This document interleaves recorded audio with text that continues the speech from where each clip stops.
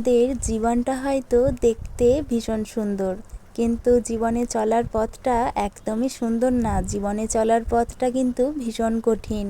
আমাদের মতো মধ্যবিত্ত ফ্যামিলিতে একটু সুখের মুখ দেখার জন্য কতটা পরিমাণ যে কষ্ট করতে হয়, কতটা পরিমাণ যে ধৈর্য ধরতে হয়, সেটা একমাত্র আমাদের মতো মধ্যবিত্ত পরিবারের মানুষজনেরা ভীষণ ভালোভাবে বোঝে। সো হ্যালো এভরিওয়ান, আমি সঙ্গীতা। আমার নতুন আরও একটি ভিডিওতে তোমাদের সকলকে জানাই স্বাগত। কেমন আছো সবাই? আশা করছি সকলে ভীষণ ভালো আছো, আমিও ভালো আছি। এখন ঘড়িতে বাজে ওই 8:30 মতো। একটু আগে আর কি ঘুম থেকে উঠেছি, উঠে ব্রাশ করে চাটা খেয়ে নিয়েছি। তারপরে ভাবলাম এই নতুন ঘরটা বেশ অনেক দিন হলো ঝাঁট দেওয়া হচ্ছে না, বেশ একটু ধুলো পড়েছে। তাই ভাবলাম প্রথমে আগে নতুন ঘরটা খুলে ঝাঁট দিয়ে আসি, জানালা দরজাগুলো একটু খুলে দিই। জানো তো, প্রায় 1 মাস মতো হতে গেল ঘরটা রং করা হয়েছে, এখনও পর্যন্ত কিন্তু ঘরের ভেতর থেকে রঙের এই গন্ধটা একদমই যাচ্ছে না। জানালা দরজা কিন্তু সকালের দিকটা আমরা রোজই খুলে দিয়ে থাকি।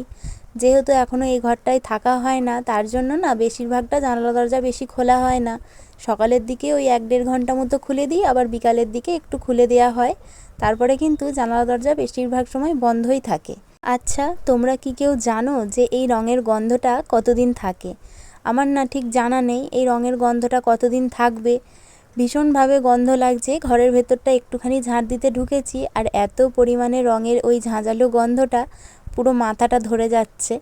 তো যাই হোক, ঘরটা সুন্দর করে ঝাঁট দিয়ে নিয়ে বারান্দাটাও ঝাঁট দিয়ে নিলাম। তারপরে এই যে দেখো, সিঁড়িতেও কিছু নোংরা পাতা পড়েছে, সেগুলো আর কি ঝাঁট দিয়ে পরিষ্কার করে নিচ্ছি। যেহেতু আমি বাড়িতে 6-7 দিন মতো ছিলাম না, তার জন্য আর ঘরটা সেইভাবে ঝাঁট দেওয়াও হয়নি আর মোছাও হয়নি। ঠাম্মা কত করবে, তার জন্য আর করতেও পারেনি। আর আমি বলেছিলাম যে তোমাকে আর ঘর মুছতে হবে না, আমি এসেই আর কি মুছে দেব। আজকে আর ঘরটা মুছবো না, একেবারে আজকে ঝাঁট দিয়ে রাখলাম, কালকে একেবারে ঘরটা মুছে পরিষ্কার করব। যেহেতু রং করা হয়েছে, রঙগুলো চারিদিকে ছড়িয়ে ছিটিয়ে আছে, সেগুলো একটু ঘষে ঘষে তুলতে হবে, নাহলে কিন্তু ঘরের মেঝেতে রং পড়েই আছে। যেহেতু ঘুম থেকে উঠতে আমার আজকে অনেকটাই বেলা হয়ে গেছে, তার জন্য সেরকম কোনো বাইরের কাজ আমাকে করতে হয়নি। ঠাম্মা কিন্তু সব কাজ করেই ফেলেছিল। তারপরে আমি ভাবলাম যে চলো বিছানাটা গুছিয়ে নিই আর নতুন ঘরটা ঝাঁট দিয়ে নিই। নতুন ঘরটা কিন্তু প্রথমেই আমি ঝাঁট দিয়ে নিয়েছি, তারপরে এসেছি হচ্ছে আমাদের মাটির ঘরের বিছানাটা গোছাতে। আর সত্যি কথা বলতে ওই নতুন ঘরে গিয়ে এত পরিমাণ গরম লাগছিল, আর ওই সাইডে পুরো রৌদ্রটা নতুন ঘরের ওপরে পড়ে, তার জন্য ঘরটা ভীষণভাবে সকাল থেকেই গরম হয়ে যায়। আর এই মাটির ঘরটা কিন্তু ভীষণই ঠান্ডা, আর সকালের টাইমটা ঘরটা ভীষণ ঠান্ডা থাকে। তো এদিকে দেখো, আমি বিছানাটাও সুন্দর করে টান টান করে গুছিয়ে নিয়েছি। আজকে আর বেডশিটটা তুললাম না, তাই পরের দিন ভাবছি বেডশিটটা তুলে নতুন একটা বেডশিট পাতবো। এই যে দেখো, সাদা কালারের বেডশিট তো কয়েকদিন থাকলেই কিন্তু ময়লা হয়ে যায়। থাক, আজকে আর কাচবো না, কালকে কাচবো, নতুন একটা বেডশিট পাতবো। তো এদিকে দেখো, আনলার উপরে কিছু জিনিসপত্র আছে, মানে কিছু বলবো না, বেশ অনেকগুলোই জিনিসপত্র। যেহেতু আমি পিসির বাড়ি থেকে ঘুরে এসে সব কিছু কেচে এই ওপরেই আর কি রেখে দিয়েছিলাম, আমার আর সেইভাবে গুছিয়ে রাখা হয়নি। তাই ভাবলাম এখন তো ফাঁকাই আছি, তাহলে এখন আনলাটা সুন্দর করে গুছিয়ে রাখি। আর দেখবে, যখন ঘরটা সুন্দর করে পরিপাটি করে গোছানো থাকবে, তখন কিন্তু বাড়িতে কোনো রকম কোনো অতিথি আসবে না। আর যখন দেখবে অগোছালো হয়ে আছে, তখন কিন্তু হঠাৎ কোনো না কোনো অতিথি চলে আসে। আমার সাথে তো ঠিক এমনটাই হয়। তোমাদের সাথে কি হয় তাহলে কিন্তু অবশ্যই কমেন্টে জানিও। তাই জন্য আমি চেষ্টা করি যে সবসময় ঘরটা একটু হলেও গুছিয়ে রাখার, তা যাতে লোকজন মানে কোনো আত্মীয় স্বজন বা অতিথি এসে দেখে বলতে না পারে যে একদমই অগোছালো। তো তার জন্য যেমনই হোক, মাটির ঘরই হোক বা যাই হোক, আমি চেষ্টা করি একটু সুন্দর করে গুছিয়ে রাখার। জানো তো, আমি এখানে ক্যামেরা অন করে কাজ করছি, আমার ঠাকমা কিন্তু ওখানে দাঁড়িয়ে দাঁড়িয়ে দেখছে। তাই বললাম যে তুমিও আসো, তুমিও আমার ভিডিওতে একটুখানি আসো, তুমিও একটু দেখা দাও। তো তাই জন্যই আমার ঠাম্মা বলছে না না তুই ছাড়, আমি ভিডিওতে থাকবো না। তো ঠাম্মা এখান থেকে চলে গেল।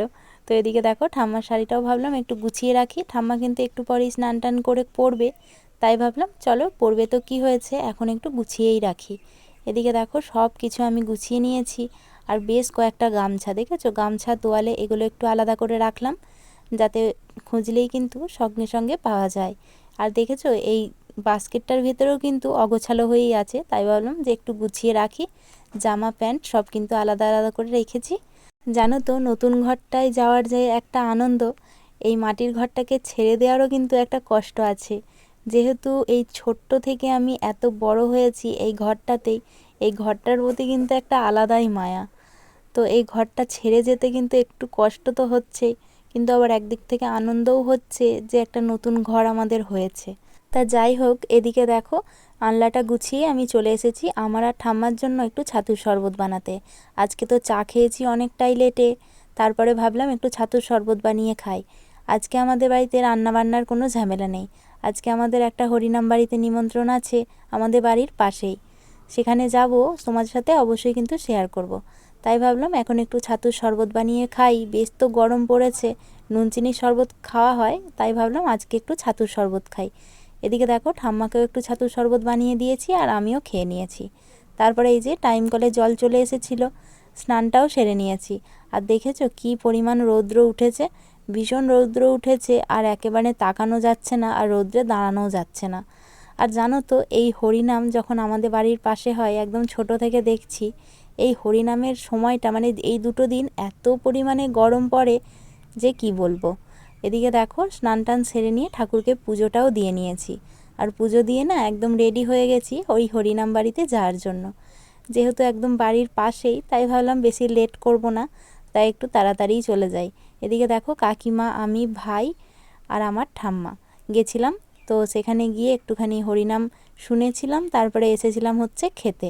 তো এখানে মেনুতে ছিল হচ্ছে খিচুড়ি, একটা শাকের তরকারি, আলু পটলের তরকারি, চাটনি আর পায়েস। তো ভীষণ ভালো লেগেছিল, এই ভোগ খেতে তো আমি ভীষণ ভালোবাসি।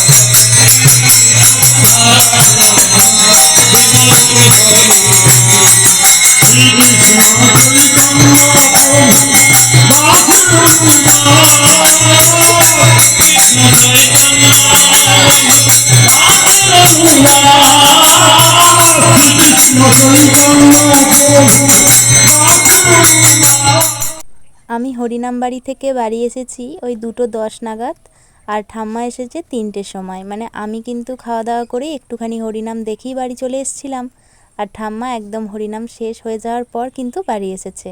এসে আমি আর ঠাম্মা দুজনেই কিন্তু শুয়েছিলাম। আর এখন বাজছে হচ্ছে ওই 5টা মতো।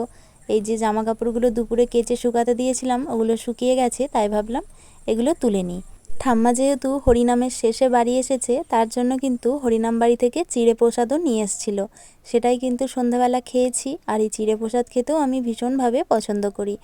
তো যাই হোক বন্ধুরা, আজকের মতো ভিডিওটা এখানেই শেষ করছি। দেখা হবে নতুন একটা ভিডিওতে। সবাই ভালো থেকো, সুস্থ থেকো। আমার ভিডিও যদি তোমাদের ভালো লেগে থাকে, অবশ্যই কিন্তু আমার চ্যানেলটা সাবস্ক্রাইব করে ভিডিওটিতে লাইক করে পাশে থেকো। টাটা।